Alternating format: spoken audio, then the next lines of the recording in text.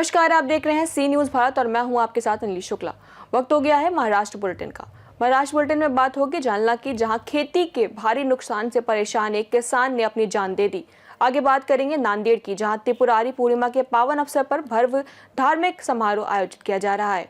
ऐसी तमाम खबरों पर विस्तार से करेंगे चर्चा।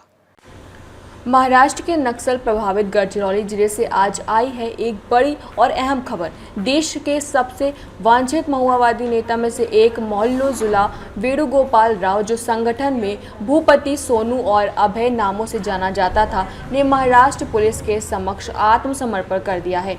गढ़चिरौली पुलिस दल ने अब उसका वीडियो संदेश जारी किया है, जिसमें उसने हिंसा का रास्ता छोड़ने और मुख्य धारा में लौटने की बात कही।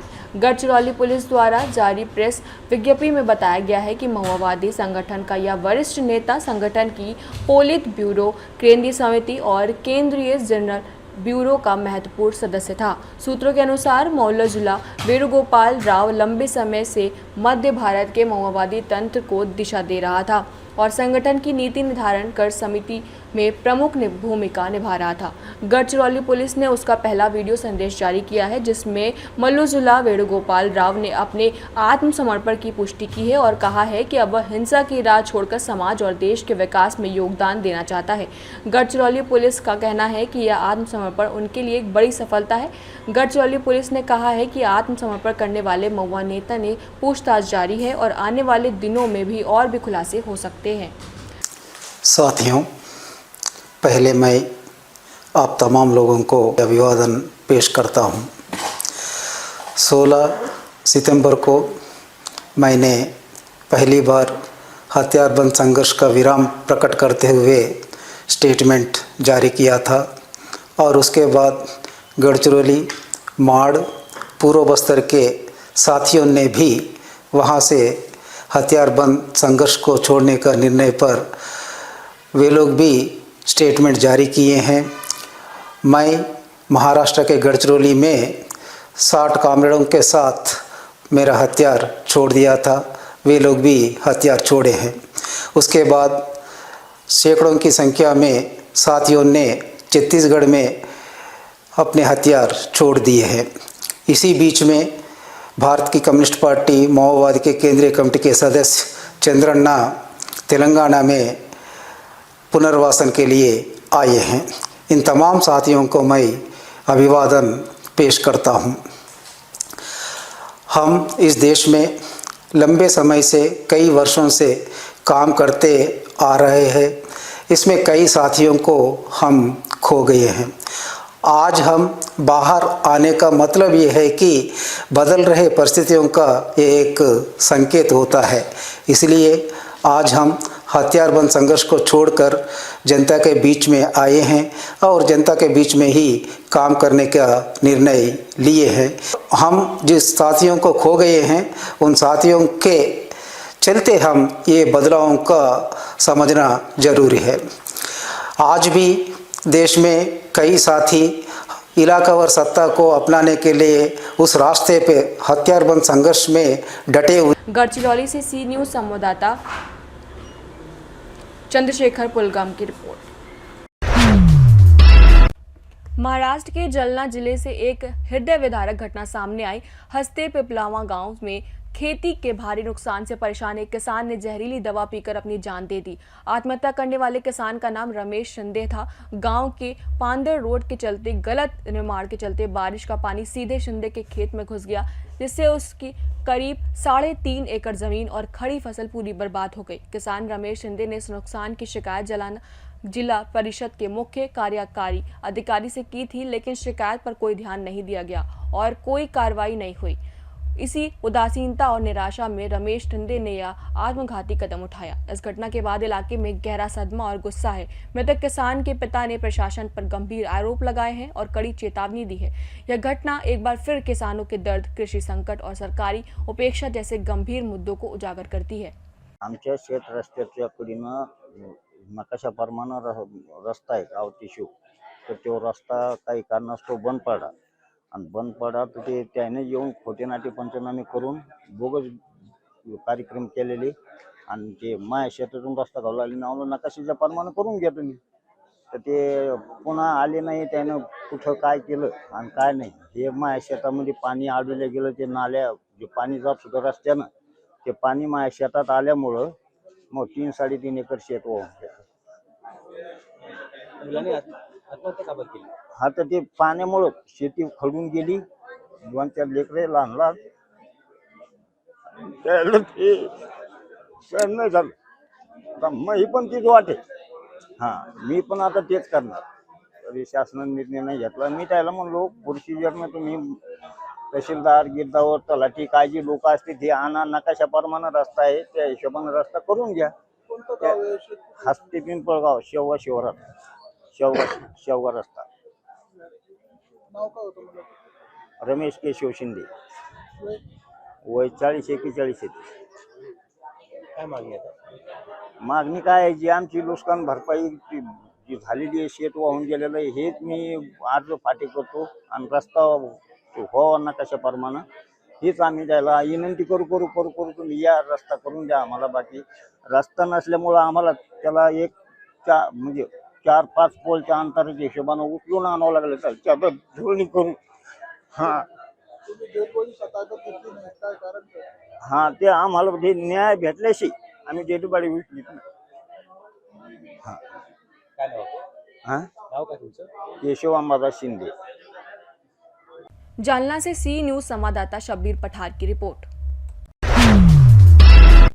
1 नवंबर की रात को एक व्यक्ति ने डायल 112 पर कॉल करके सूचना दी कि जालना से छत्रपति संभाजी नगर रोड पर निरंकारी पेट्रोल पंप के पास किसी ने सड़क किनारे एक नवजात शिशु को छोड़ दिया है।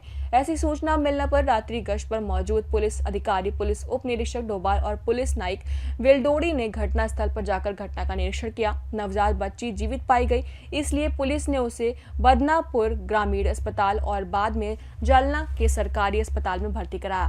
यह देखना कि कुछ अज्ञात माता पिता ने बच्चे के जन्म की बात छिपाई और नवजात शिशु को सड़क किनारे छोड़ दिया और इस कृत्य से नवजात बच्ची के जीवन और स्वास्थ्य को खतरा पैदा हो गया है, इसलिए अज्ञात अभिभावकों के खिलाफ मामला दर्ज कर लिया गया है। जालना से सी न्यूज संवाददाता यकीन शेख की रिपोर्ट।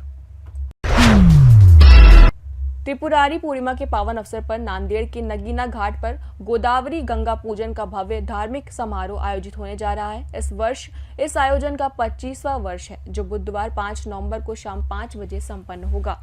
संयोजक व भाजपा प्रदेश कार्यकारिणी सदस्य धर्मभूषण एडवोकेट दिलीप ठाकुर ने जानकारी दी कि गुलाबी रंग की साड़ी पहनकर समय पर पहुंचने वाली 5000 महिलाओं को निःशुल्क द्रोण, दीप, फूल व आकर्षक उपहार प्रदान किए जाएंगे। सैकड़ों महिलाएं एक साथ गोदावरी की आरती करेंगी और परिवार की दीर्घायु की कामना करते हुए हजारों दीप नदी में प्रज्वलित करेंगी। 31 महिलाओं को आकर्षक पूजा थाली सजाने के लिए प्रवेश पुरस्कार भी दिए जाएंगे। इस वर्ष के कार्यक्रम में पूर्व मुख्यमंत्री अशोक राव चौहान, सांसद डॉक्टर अजीत गोपछड़े, भाजपा प्रदेश संगठन मंत्री संजय कोकड़े सहित अन्य गणमान्य व्यक्ति प्रमुख अतिथि के रूप में उपस्थित रहेंगे। यह कार्यक्रम भाजपा महानगर Nanded, lions club Nanded central और अमरनाथ यात्री संघ के संयुक्त तत्वाधान में आयोजित किया जाता है। इस अवसर पर नांदेड़ की गंगा आरती की महत्व को राष्ट्रीय स्तर पर पहुंचाने वाली मीडिया प्रतिनिधियों का सत्कार किया जाएगा। कार्यक्रम के पश्चात गुरुद्वारा लंगर साहिब की ओर से प्रसाद आयोजित किया जाएगा। एडवोकेट दिलीप ठाकुर ने नांदेड़ वासियों से इस भव्य आयोजन में बड़ी संख्या में उपस्थित रहने का आह्वान किया है। पूर्णिमा के पावन अवसर पर नांदेड़ के नगीना घाट पर इस वर्ष गोदावरी गंगा पूजन 25वें साल में प्रवेश कर रहा है। यह परंपरा न केवल धार्मिक श्रद्धा का प्रतीक है, बल्कि नांदेड़ की सामाजिक एकता और संस्कृति का संगम है। इस बार का मुख्य आकर्षण है गुलाबी साड़ी में सजकर समय पर पहुंचने वाली 5000 महिलाओं को गिफ्ट, निःशुल्क द्रोण, फूल और दिए दिए जाएंगे। सैकड़ों महिलाएं एक साथ आरती करती है, हजारों दीप गोदावरी में प्रभावित होते हैं। यह दृश्य अपने आप में दिव्यता का अनुभव करते हैं। हरिद्वार, वाराणसी के बाद नांदेड़ की गंगा आरती देश में तीसरे स्थान पर मानी जाती है। यह नांदेड़ वासियों के लिए गौरव का क्षण है। भक्ति, सौंदर्य और संस्कार के इस अनोखे संगम में आप सभी बुधवार 5 नवंबर को शाम 5 बजे नगीना घाट पर अवश्य पधारें और इस दिव्य आयोजन का हिस्सा बने। आपकी उपस्थिति ही इस गंगा आरती को और भी भव्य बनाएगी। याद रहे, गुलाबी है इस वर्ष का ड्रेस कोड। बुधवार 5 नवंबर शाम 5 बजे नगीना घाट नांदेड़। बहुत बहुत धन्यवाद। नांदेड़ से सी न्यूज संवाददाता भारत वानवरी की रिपोर्ट।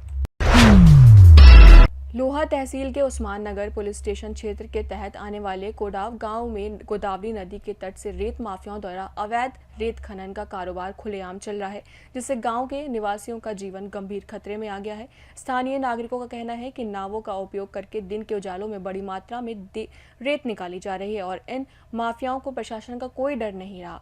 रेत से भरे भारी वाहनों को लगातार अवैध आवाजाही के कारण गांव की मुख्य सड़कें और साथ ही पांदन मार्ग भी पूरी तरह से तबाह हो चुके हैं। सड़कों पर गहरे गड्ढे बन गए हैं। नागरिकों ने बताया कि इन रेत माफियाओं से जुड़े वाहन चालक तेज गति से गाड़ियां चलाते हैं और विरोध करने वाले नागरिकों पर सीधे गाड़ी चढ़ाने की कोशिश करते हैं। गांव के नागरिकों ने इस पर तीव्र नाराजगी जताते हुए व्यक्त किया है। रेत के इन भारी वाहनों से निरंतर आवागमन से स्कूली छात्र विशेष रूप से खतरे में हैं। ग्रामीणों ने उस्मान नगर पुलिस स्टेशन और राजस्व विभाग पर गंभीर आरोप लगाया है कि दिन दहाड़े नदी से अवैध रेत खनन जारी रहने के बावजूद वे लगातार इस गंभीर मामले की अनदेखी कर रहे हैं। नागरिकों ने प्रशासन से तत्काल ध्यान देने और इन रेत माफियाओं पर कड़ी कार्रवाई करने की मांग की है। नांदेड़ से सी न्यूज संवाददाता भारत वानरे की रिपोर्ट।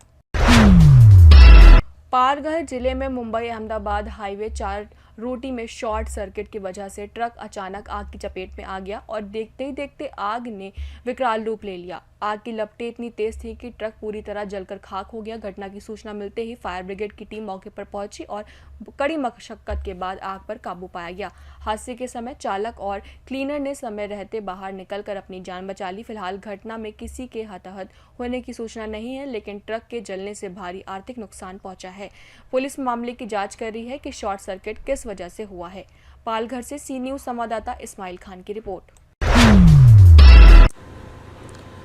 शहर के शाह बाजार इलाके में शुक्रवार की शाम एक युवक की गला काटकर निर्मम हत्या कर दी गई। इस वारदात से इलाके में सनसनी फैल गई है। प्राप्त जानकारी के अनुसार मुंह पर रुमाल बांधकर आए 3 अज्ञात हमलावरों ने धारदार हथियार से युवक का गला काटकर मौके पर ही उसकी हत्या कर दी और फरार हो गए। पुलिस ने मृतक की पहचान समीर इनायत खान के रूप में की है। घटना की सूचना मिलते ही सिटी चौक पुलिस स्टेशन की टीम घटनास्थल पर पहुंची और इलाके की घेराबंदी की। पुलिस अधिकारियों के अनुसार शुरुआती जांच में पुरानी रंजिश व व्यक्तिगत विवाद की संभावना से इनकार नहीं किया जा रहा है। फिलहाल सभी आरोपी फरार हैं और पुलिस ने उनकी तलाश तेज कर दी है। डीसीपी पंकज अतुलकर ने बताया कि पुलिस जांच में जुटी है और जल्द ही आरोपियों को गिरफ्तार किया जाएगा। आज सिटी चौक पोलीस स्टेशन हद्दीत शहा बाजार इथं एक मर्डरचा प्रकार घडलेला आहे। ही घटना सुमारास 5 वाजता संध्याकाळी झालेली आहे। ही जे घटना आहेत यात जे मृतक आहेत त्यांचं नाव समीर असं आम्हाला मिळालेलं आहे। आता हे जे आम्हाला बेसिक माहिती मिळाली आहे त्यात 3 ते 4 आरोपी यांचा इन्व्हॉल्वमेंट आहे हे आम्हाला कळालेलं आहे। हे आरोपीची शोध करायला आमची टीम्स आम्ही रवाना केलेली आहेत। ते आरोपी आम्ही ताबडतोब अटक करण्याची तजवीज ठेवलेली आहे। तसेच पोलीस स्टेशनमध्ये FIR दाखल करण्यात सुरू आहेत। हे गुन्ह्याचा हेतू काय होता? संभाजीनगर से राधेश्याम हिवाली की रिपोर्ट। फिलहाल महाराष्ट्र बुलेटिन में इतना ही। देश और दुनिया की तमाम बड़ी खबरों के लिए देखते रहें सी न्यूज भारत।